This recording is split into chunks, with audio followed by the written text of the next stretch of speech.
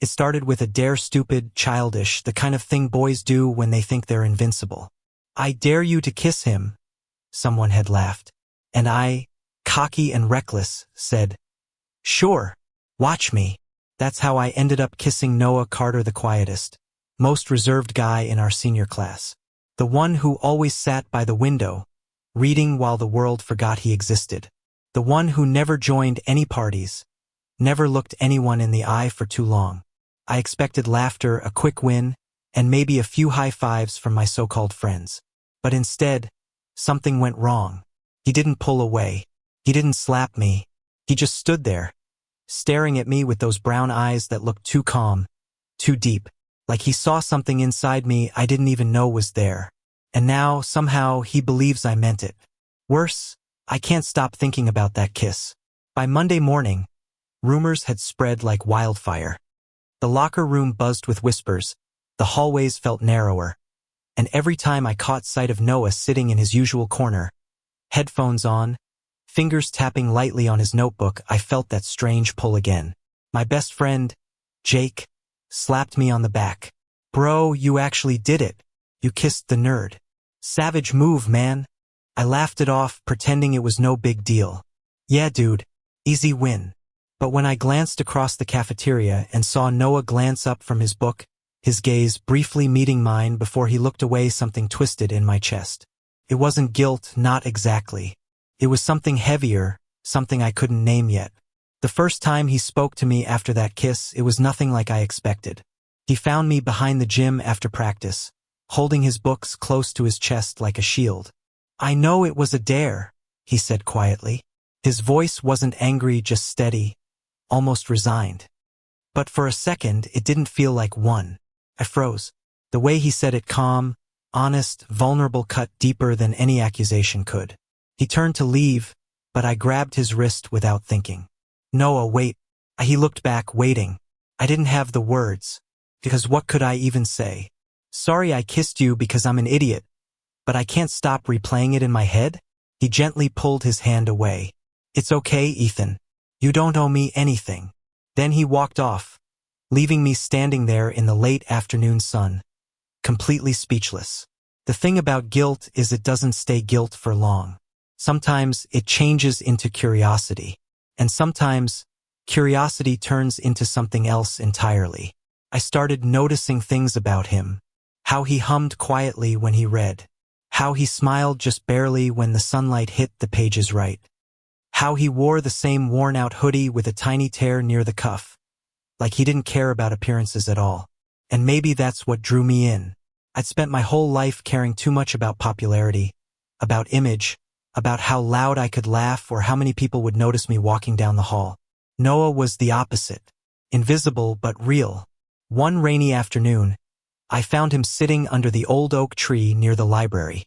He was sketching, not reading, not hiding, but drawing in this beat-up notebook. "What are you doing out here?" I asked, sliding down beside him. He didn't look up. "Thinking." "About what?" He shrugged.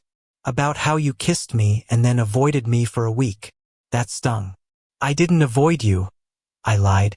He smirked slightly. "Then you're really bad at pretending not to." For the first time, I saw a spark of humor in his eyes. Something soft, something teasing.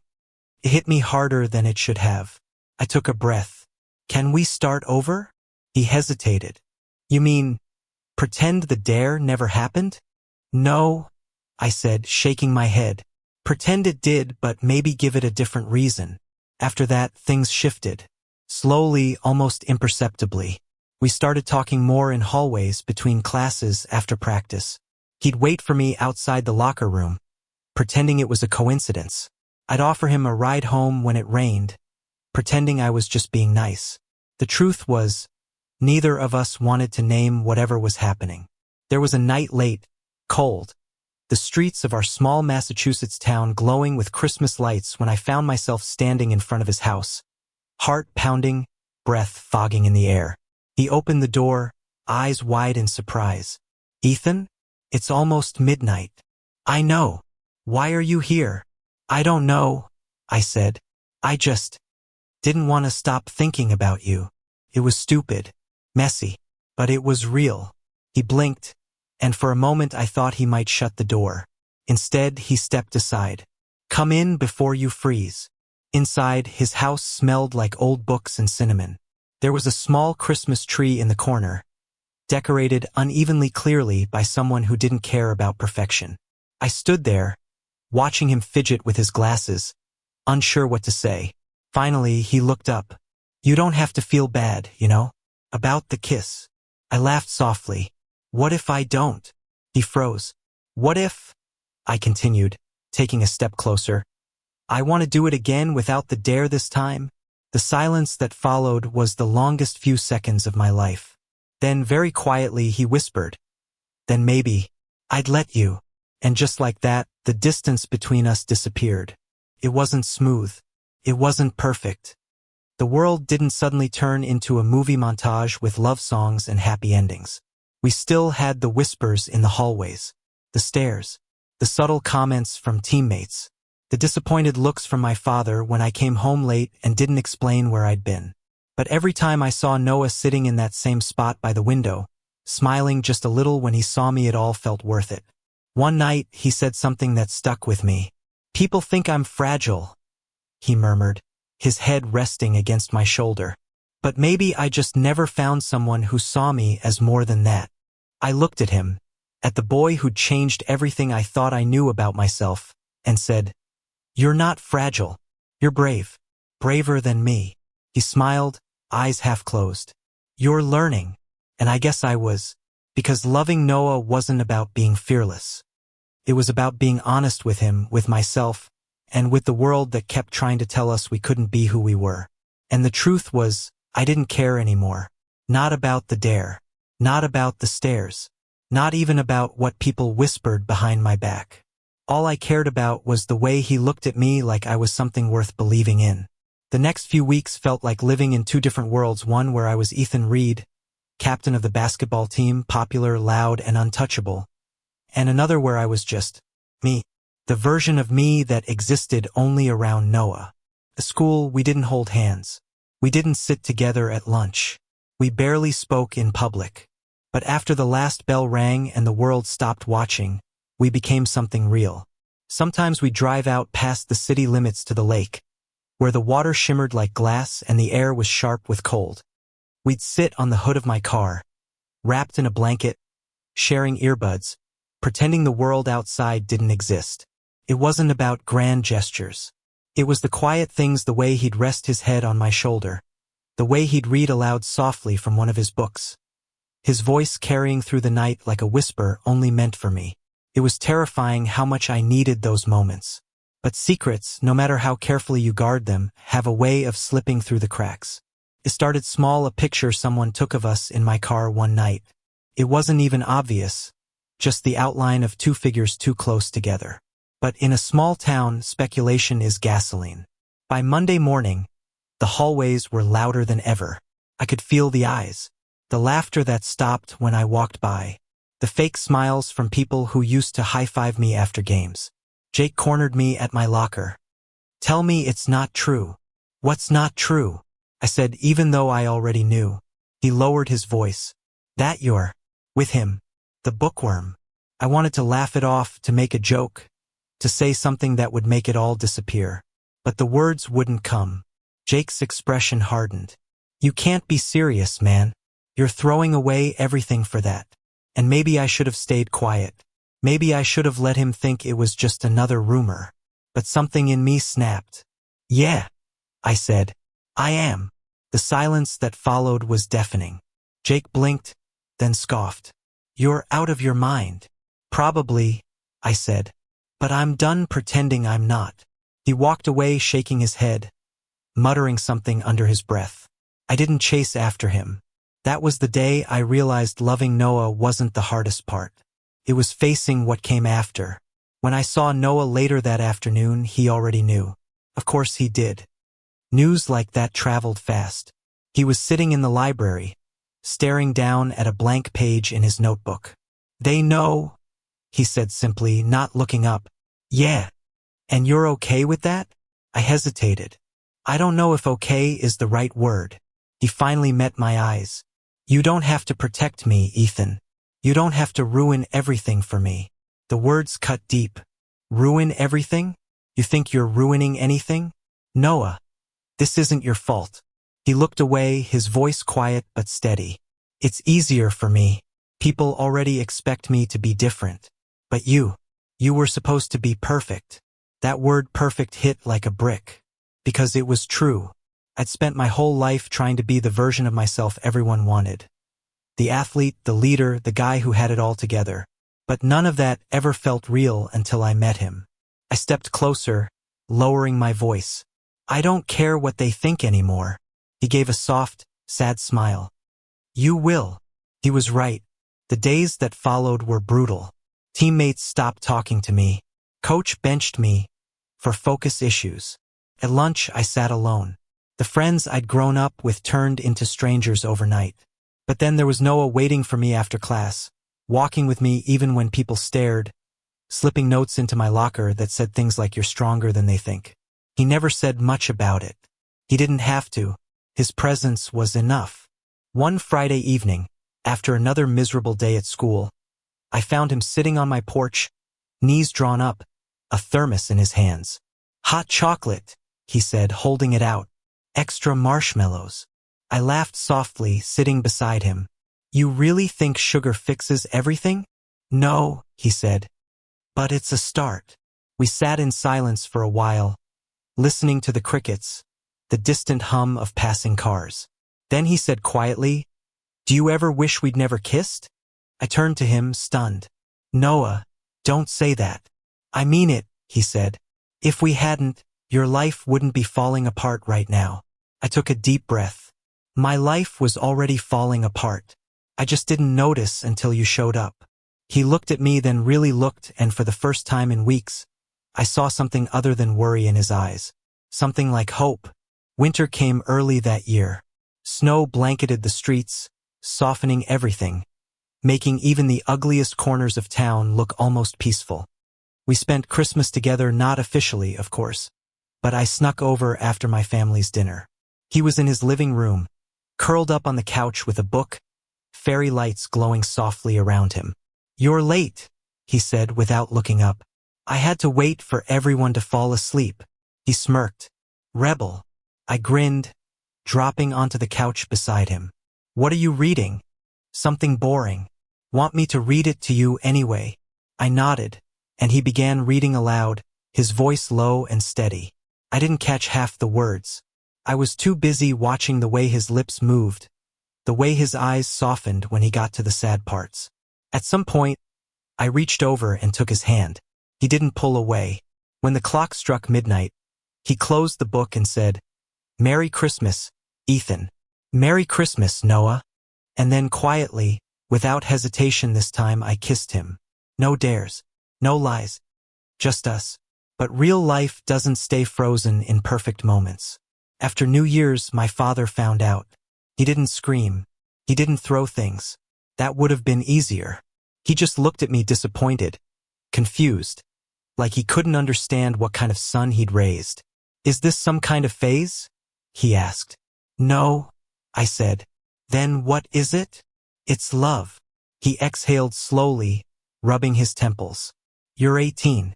You don't know what love is yet. I know enough, I said. He stared at me for a long moment, then shook his head. You're throwing away your future for a boy who'll never fit into your world. That night, I packed a bag and left. I didn't know where I was going. I just drove through the dark, through the snow until I ended up at the lake. The same spot where it all began. Noah was there. Somehow he knew. He didn't ask questions. He just opened his arms, and I walked straight into them. For the first time in a long time, I didn't feel lost. We spent the next few days in our own little bubble, cooking instant noodles in his tiny kitchen, watching old movies, talking about everything and nothing. He told me about his dreams to study art, to move to New York, to live somewhere people didn't whisper behind your back for being different. I told him about mine, though, honestly, I wasn't sure what they were anymore. You don't have to have it figured out, he said softly. You just have to start somewhere. And maybe that's what love really was, not grand declarations, Not promises carved in stone, but showing up. Every day. Even when it's hard. One night, snow still falling outside, he said, "Do you ever think about the future? Like, really think about it?" "All the time," I admitted. "But it scares the hell out of me." "Me too." He leaned against me, quiet for a moment, then whispered, "Do you think we'll still be together next year?" I hesitated, not because I doubted it, but because the world we lived in made that question feel heavier than it should have been. "I don't know what'll happen," I said honestly, "but I know this I'll fight for us." He smiled faintly. "That's enough for me." Spring came slowly, melting the snow and the fear that had hung between us for months. People at school eventually got bored of the gossip. Some still stared, but fewer whispered. A few even apologized. Jake didn't, but one afternoon after practice, he walked up to me and said quietly, "You really love him, huh?" "Yeah," I said. He nodded, almost reluctantly. "Then don't screw it up." Maybe that was his way of saying sorry. Prom night arrived, glittering and loud. The gym was filled with lights, laughter, and music that made the floor shake. I wasn't planning to go too much noise, too many eyes, but Noah insisted. "We can't hide forever," he said. So we went. Together. When we walked in, the room went silent. For a second, I thought we'd made a mistake. Then someone started clapping softly at first, then louder. Others joined in. And suddenly, it wasn't silence anymore. It was acceptance. We didn't win prom king. We didn't need to. We just danced slow, awkward, beautiful. Under a sea of fairy lights, in the middle of a crowd that was finally learning to see us not as a scandal, but as something real. That night, when we drove back to the lake one last time, he leaned his head out the window, laughing as the wind tangled his hair. "You know," he said, smiling, "for someone who kissed me as a dare, you turned out to be pretty terrible at pretending it didn't mean anything." I laughed, shaking my head. "Yeah, I guess I did." He reached over and laced his fingers through mine. "Good. I like terrible liars." And in that moment, with the stars reflecting on the lake, the air warm and full of promise, I realized something simple and undeniable. I didn't just love him. I needed him. Not because he made me brave, but because he reminded me I already was. The summer after graduation came like a quiet miracle, slow mornings, warm evenings, and the soft promise of new beginnings hanging in the air. We both got accepted to colleges, me at a state university nearby, Noah at an art school in New York. The distance scared me more than I wanted to admit. After everything we'd been through, the thought of being miles apart felt unbearable. The night before he was supposed to leave, we drove to the lake one last time. It was the same place where our story had started, the same rippling water, the same scent of pine and rain, only now everything felt different. He was sitting on the hood of my car, his sketchbook open on his lap. I leaned beside him, watching as he traced the horizon with the tip of his pencil. "You're going to draw New York like crazy, aren't you?" I said with a small smile. He chuckled softly. "I'm going to draw everything I can't say out loud." I looked at him. "Then I'll be in all of them." He smiled, that quiet, knowing smile that still made my chest ache in the best way. "You already are." We sat there in silence for a long time, listening to the water lapping against the shore. Finally, I said, "Noah, what if we change? What if the distance?" He cut me off gently. "We will change, Ethan. That's kind of the point. But maybe we'll still find our way back to each other, even if we're different." I wanted to believe that. I wanted to believe that our love could stretch across states, through time, through everything. So I did. The morning he left, I helped him load his bags into his mom's car. The sky was overcast, the kind of gray that looks like it might rain but never really does. He stood by the open door, looking up at me. "Don't forget me, okay?" I laughed softly. "You're impossible to forget." "Good." He hesitated, then added, "Because I'll be waiting not for you to come get me, but for us to meet again when we're ready." I didn't trust myself to speak, so I did what I always did when words failed me. I kissed him. One last time. It wasn't desperate or rushed. It was steady, sure, full of everything we'd survived and everything we still hoped for. When he drove away, I stood there until the car disappeared down the road, the world around me quiet except for the sound of my own heartbeat. Months passed. College was strange at first, full of faces I didn't know, full of expectations I didn't care to meet anymore. But slowly, I found my rhythm. I joined the campus basketball team, started studying psychology, and kept a small Polaroid of Noah taped inside my notebook. We called sometimes, wrote letters more often. Sometimes the calls were long and full of laughter, sometimes short and heavy with silence. But no matter what, they never stopped. He sent me drawing sketches of coffee shops, city rooftops, people on subway trains. And in every envelope, there was always a smaller one labeled for Ethan only. Inside would be something like, "The city's too loud. You'd hate it. But sometimes, when it rains, I hear the sound of your laugh in the thunder."